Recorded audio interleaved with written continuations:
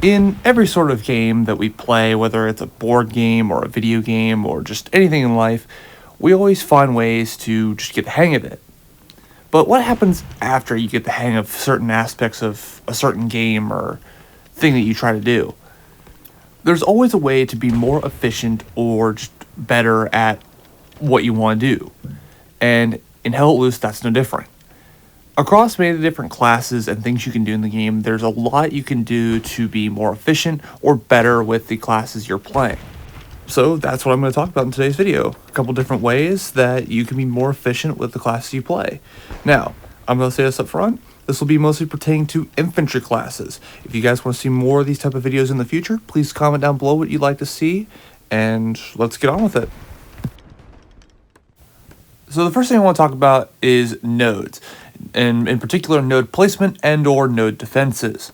So we've all been guilty of this, me as well, of just building our nodes really close together from where we get our supplies, and they're in close proximity to one another. Not really far apart, and usually are all found together by a recon team. And this can be problematic if a recon team is a full recon team, meaning they have a spotter and a sniper working together to destroy buildings. Now, you could spread your nodes out around the supplies you build, especially if it's truck-based supplies, but the problem is, if a recon team is intelligent enough, they're just going to search around the other nodes to see if there are other nodes in the area, which means you might still lose them all. But a way that you can prevent them from destroying them at all is by building barbed wire around them. To build 4 barbed wire fences, you'll need at least 40 supplies, as each barbed wire fence is 10 supply. And if you form a nice little square around your nodes, you will prevent recon teams from effectively being able to destroy your nodes. The only way that these nodes can now be destroyed is if someone brings up a satchel charge. But at that point, if someone's bringing up a satchel charge to destroy nodes, they're dead anyway. This at least prevents recon teams from destroying nodes, and it makes it harder for them to disrupt your commander's war efforts. Now, if you're worried about getting the supplies, if you're running a supply truck, this should be no issue, as most people who are going to be building those are going to be using a supply truck anyway. And as long as you're building close to HQ, your supply run should not be that bad. It should take very little time to run back to HQ and get it. But if you've done this correctly, all the corners should be blocked off, and you won't be able to get inside to destroy the nodes, meaning they are protected from enemy recon teams. Now, the next thing I want to talk about is the garrison placement, in particular when you're near the red zone, blue zone line. It's important if you're going to build a garrison in this area that you build it in the blue zone. As you see there, it keeps flickering between green and red, and it's going to stay red because it's in the red zone because the enemy can disable it from a lot farther away. Now, this photo here should outline a little bit what I mean. So here on your screen, you have a couple different garrisons in a bunch of different locations. So in the blue zone, the rules are as follows. They will flash red, as you see marked on screen now, towards the bottom left side here, that if an enemy is within 50 meters of a garrison, it will start flashing red, but it'll still be active. But if you're within 15 meters of it, as you see in the bottom right corner, then it's no longer able to be used. But if it's in the red zone, the enemy can contest the garrison 100 meters away from it. This is why you'll see garrisons in red zones go red instantly after being built, is because typically there's enemies around them within 100 meters. So when you're building them on that red zone, blue zone borderline, it's important that you build them in the blue zone. Back it up a couple meters if possible, and if there's no cover, then build it back a little farther. It's better to maintain your garrison in a place where you can actually use it than build a garrison so far up to the front line that the enemy's going to keep blocking it out and make it a useless garrison.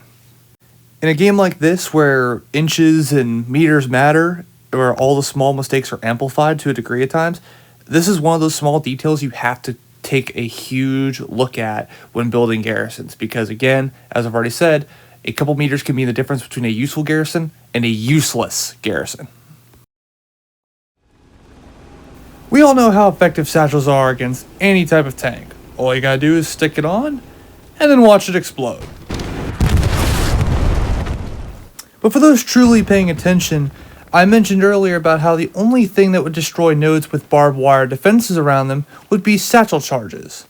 And that's where I go into my next point. Using satchel charges against enemy fortifications and or objectives. Satchel charges in most public matches are very underutilized when pushing a point that's heavily reinforced by defenses. One good satchel charge can completely derail an enemy's defensive line.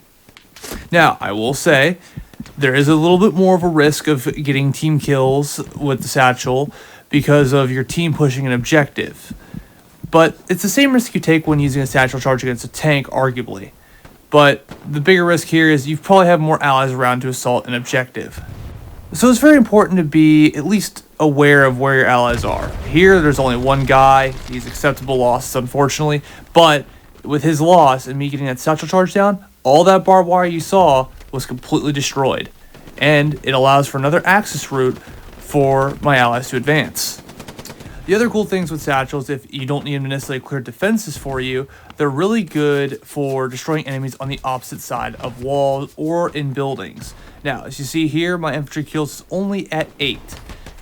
But let's change that with a satchel charge. Now, I alerted all my allies, hey, there's a satchel charge in the area. I'm just sitting back waiting for the explosion. Now, yes, I killed a couple people, but I killed 2 outposts and got 6 kills from it.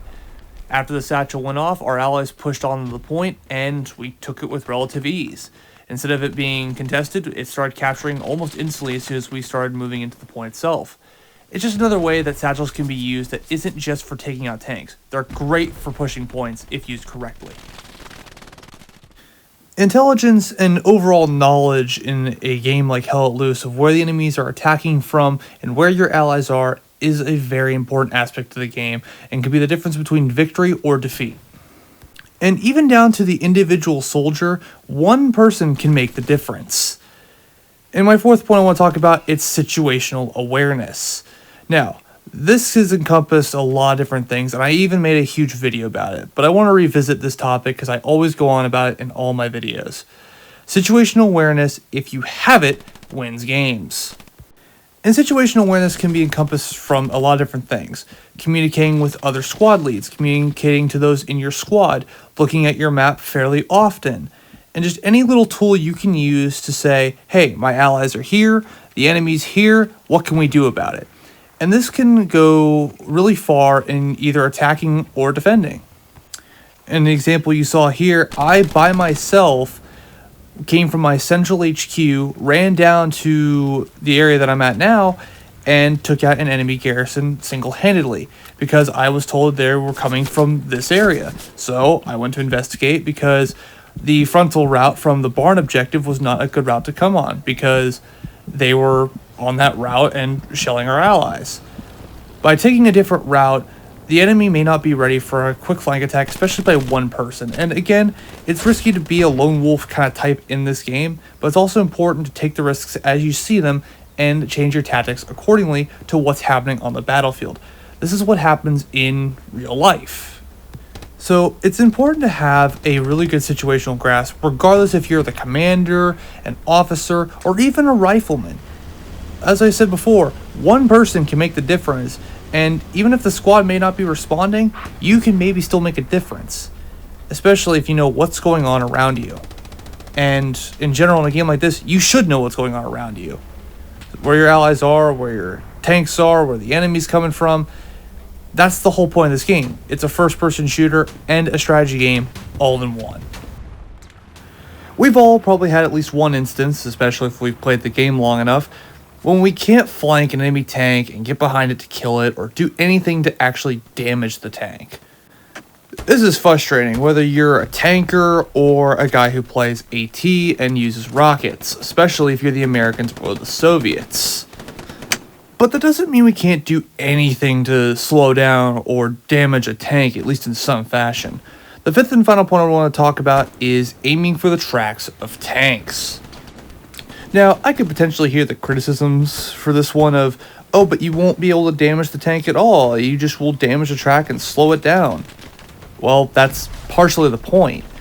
You see, if you're not able to flank the tank in general, what use are you actually able to do? Especially if you're playing with the US and Russian AT guys, where their rockets are not as good as the Panzerschreck or PLAT, and the Soviets have the really crappy AT rifle.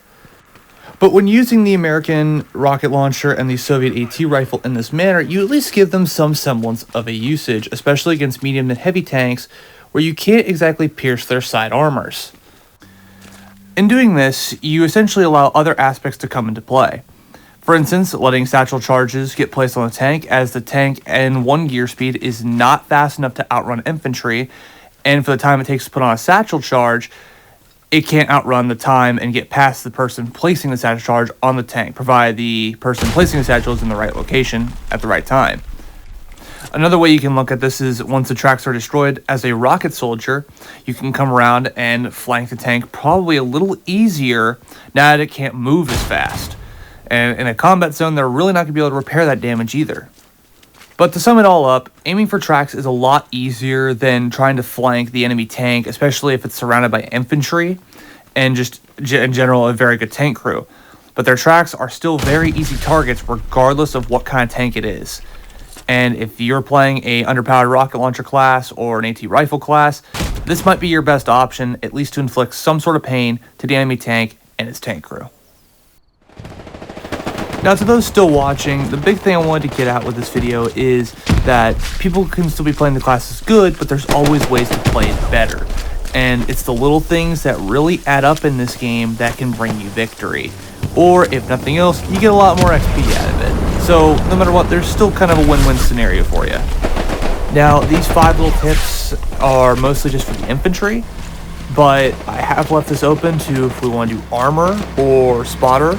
So if you guys really want to see that, please comment that down below. Or if you want to see just more of these type of videos in general, where you want to see 5 more little tidbit videos, where it doesn't matter what class, just ways to play better, then I'm for that too. But that's all I have for you today. I hope you got something out of the video at least, and I'll see you in the next one.